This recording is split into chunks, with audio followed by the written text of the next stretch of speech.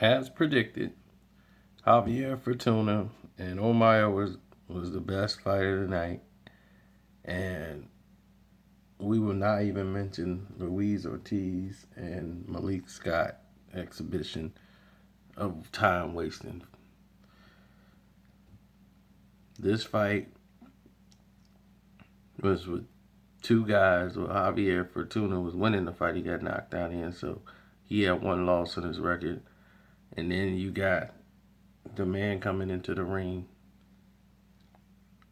and Omar Edwards, who's undefeated, who's coming to prove himself.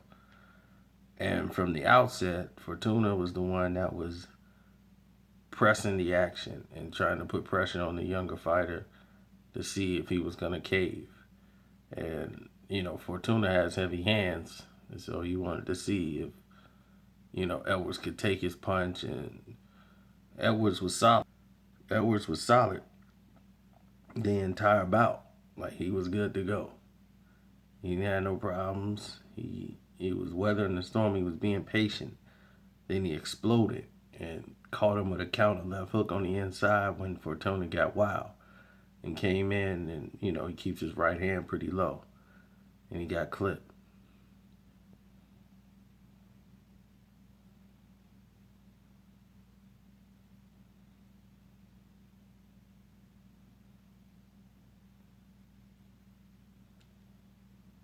So, as you saw from that, that's what happened to Fortuna.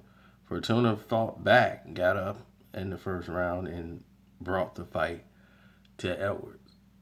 But I felt that Edwards should have gotten more credit, because I think he still did well in a lot of these rounds, fighting solid, and then, pushing the pressure. But he started to get countered by Fortuna, and Fortuna kept turning him as the fight went on.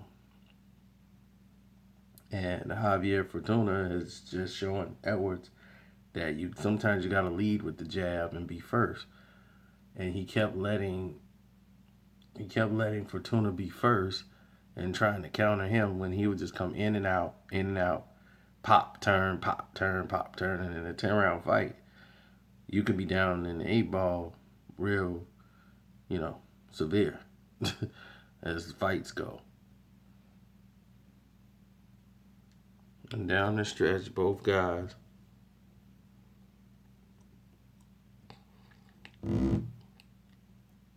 gave it their all. But it was Fortuna down the stretch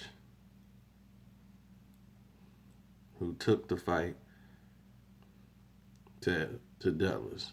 I kept saying Edwards, but it was Omar Douglas.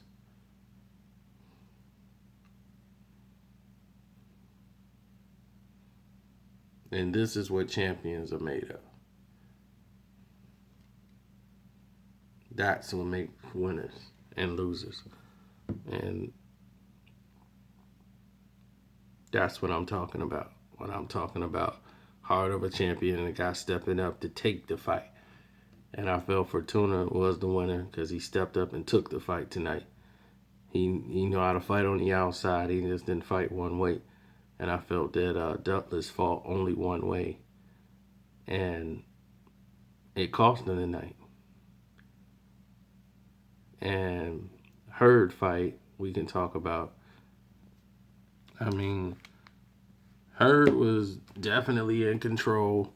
I just want to see him in the ring with somebody his size. He always seemed to be fighting somebody that's 10 times smaller than him, and he can just overmatch. Tired of that. I want to see what this guy's made of, like for real.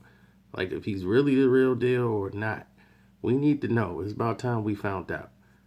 Because Sammy Hurd has definitely been the same kind of guy every fight we've seen. JoJo Dan took this fight on short notice, and he definitely, for a fighter who took it on short notice, did not come to lay down. He came to give it everything he got, and that's exactly what he did. He laid it all on the line, so there's nothing more you can get out of that guy. He did his job. So, on that note, I say kudos to JoJo Dan for giving it all he had when basically he was just there to pay to keep the card going. Danny Garcia versus Sammy Vargas, the tune-up fight. As expected, Danny Garcia came in the ring sharp, looking to counterpunch Vargas. I mean, he sparred against this guy before.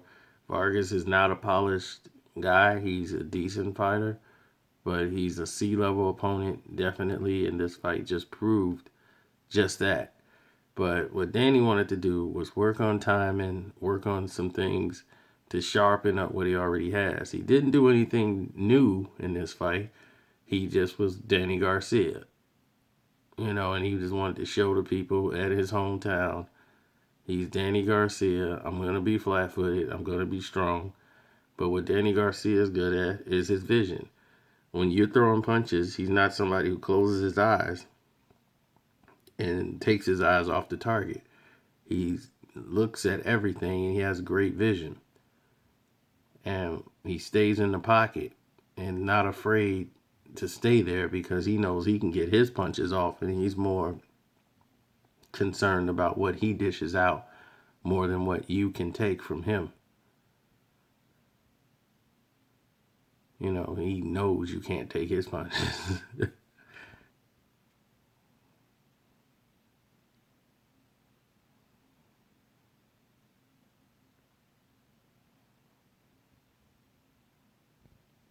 And as you can see, that was the results of the fight. Like, the guy got up, but he just got pounded for the rest of the match. And Keith Thurman was there ringside commentating the fight because, of course, they want to kick that off and get that going. So everyone wants to see it. So that's what it is. Now we move on from this and go into Keith Thurman, Danny Garcia. Are you excited? And give me early predictions.